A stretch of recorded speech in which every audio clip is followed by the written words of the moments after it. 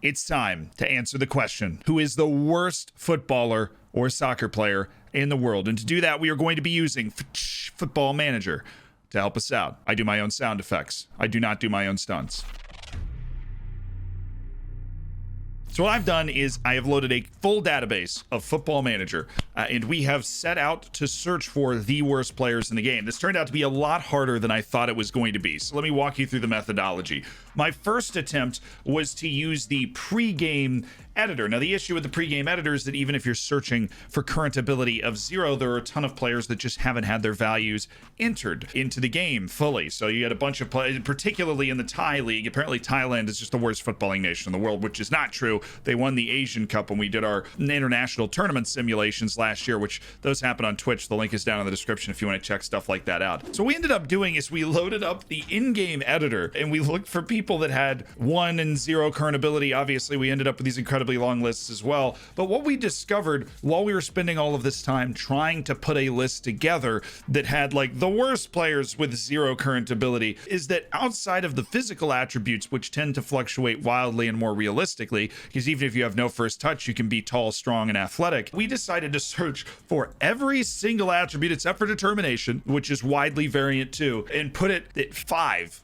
And then 6, and then 7, and look for fully professional players at that level. And let me tell you, we have found 8 professional players that are so bad you will hardly believe it. And they are real, and they play for actual teams. And out of a database of 395,000 players, these are the worst ones in the world, according to the only scouting network that can claim to have the ability to diagnose such a thing. So the credentials are they have to be fully professional. I've set an age range on this where they have to be between 23 and 31. Because if you're under 23, well, then you haven't really finished most of your development yet. And that's a bit unfair to call you the worst player in the world. And if you're one of those 45-year-old player coach goalkeepers, nobody cares if you're the worst player in the world. We want people that are technically in their prime that are playing. So 23 to 31, fully professional, and obviously they have to be in Football Manager. We're not going to find them. But how are they not going to be in Football Manager if they're a professional player? Excellent question. There is no right answer. These guys come from all over the world too. And number 8 is coming up first, the worst 8 players in the world. And I just need like a giant 8 or like 8. Nailed it. Number 8 is a left wing back named Hadi Souki from Lebanon. And compared to the other guys on this list, he is Lionel Messi incarnate. He's decently athletic. Where he really lets himself down is the fact that he is woefully unintelligent on the field and lacks all technical sense. Now, he has been playing for a club called Beka in the Lebanese second division for the last 3 years. It says he hasn't made an appearance, but we've searched him and we found a page on a website called Soccer Way, which does confirm the fact that a guy named Hadi Souki exists and played for Al-Akha Al-Ali in Lebanon and made what looks like, I think, 14 appearances in 2015. Now, that is not listed in his career length, but that would have been when he was 21 years old. So it does check out. Hadi Souki is a real player playing in Lebanon for Al-Akha Al-Ali. Now, where is that club? Oh, they're in the Lebanese Premier Division. This guy used to be an absolute stud. He's lost a bit of his skill. You know, he's a Lebanese second division left back, which means he doesn't get to be on Soccer Way anymore, but he is the best worst player in the world candidate, so huge props to him. He's making $8,000 a year. His value is 1.6 thousand. So, I mean, if you're doing a journeyman, Hadi Souki, get excited. But enough with Hadi. It's time for number 7, an explosive, versatile forward named Velito de Cruz, who is the 7th worst full-time footballer in the world. He plays for Dimpo SC in the Indian lower division. And to be perfectly honest, just like our friend Souki, he's not unathletic, and he does have some endearing qualities. Like, he's not terrible dribbling and crossing. He is just a one-trick pony in a world where one-trick ponies are not appreciated. And they're not appreciated because in his instance, he's very bad. His attributes are distributed in a way that actually in incredibly low league saves, I'm talking like a 10-tier database in England sort of thing, would make him a fairly effective out-and-out winger. Like, he's not a horrific player, but he also has a 5-year gap in his resume from 2015 to 2020. Now 29 years old. He did make 16 16 appearances in the Indian lower division for Sporting Club de Goa, which, cool. And perhaps most impressively, after a Google search and a deep dig, sorry, not a Google search, we dug deep and did a ton of research. He is on Transfermarkt and has made 14 Indian League appearances after a, well, unknown fee move from De Goa to Dempo in 2015, which seems to be the last time that he appeared anywhere on the internet. But he does exist, and Football Managers scout him and put him into the game, and he's the striker or winger of your dreams. I wouldn't recommend the striker. The 2 finishing is a little harsh, but maybe you can overcome that with the 3 composure, maybe the 5 technique. The 5 technique's not a lot. You know what has more? Our Discord channel. Over 5,000 people talking football, soccer, Football Manager, gaming in general. A bunch of Among Us games have been happening in there recently. Check it out down in the description. I've heard it's a wholesome good time, according to the Washington Post. Why did I pick the Washington Post? But now it's time for number 6. Number 6.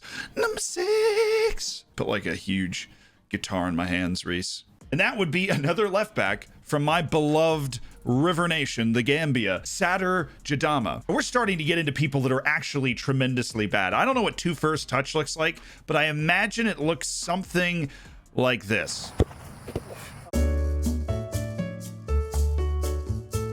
At least Jadama is athletic. He's playing as a fully professional player in the Gambian Premier Division for Waranong. I'm sure he's still better than me. And he does have a few endearing qualities which have put him at number 6 and not farther down this list. His work rate is good. He actually has the ability to tackle the ball away.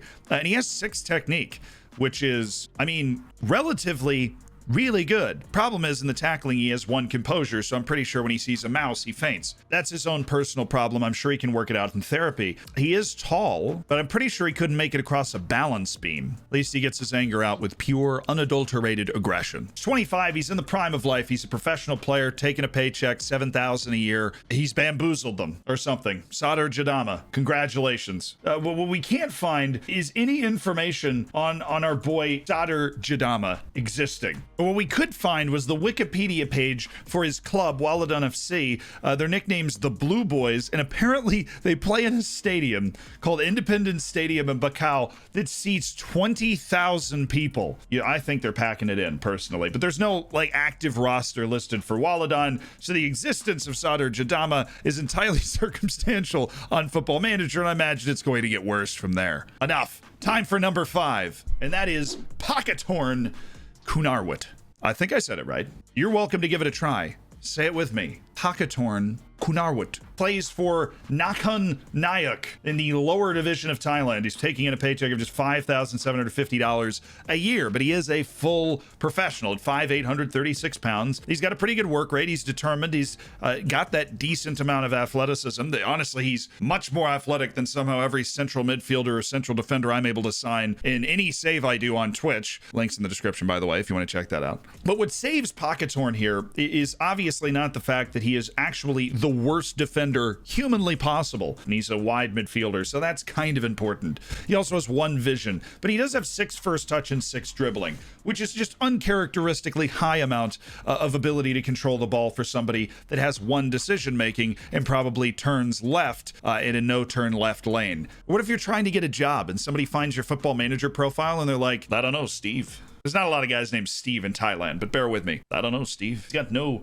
concentration. A bird flies out the window, he's gone for 20 minutes. Steve, we can't have that. Get him out of here.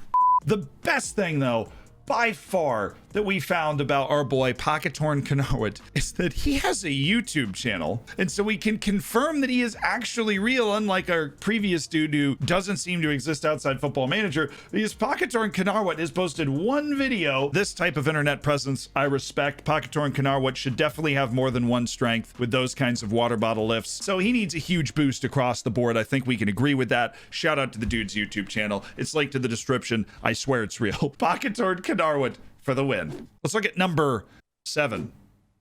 4. 7. It's my homie from the Caucasus, Marab Gigishvili. And you thought you'd seen somebody that had no balance before. Well, I give you a guy that has no vision, no concentration, no balance or strength, a little less athleticism, no finishing, and most importantly, no perceptible talent on a pitch. This is a striker with 2 finishing. My goalkeepers at a professional 3rd division team in Portugal in my Twitch save have better finishing than Marab Gigishvili. He's just so bad. How do you have a striker that just has 2 finishing and 3 first touch? Like, what is he doing? He's just running around, not particularly fast. He's making no money. He plays for a fully professional team though, so we've decided to keep him on the list, but he's making no money. And their entire Wikipedia page is a Georgian football club based in Marnuli. It is named after the Elgeti River. Founded in 1975 with a stadium of 1,000 people called the Marnuli Central Stadium in Marnuli, Georgia.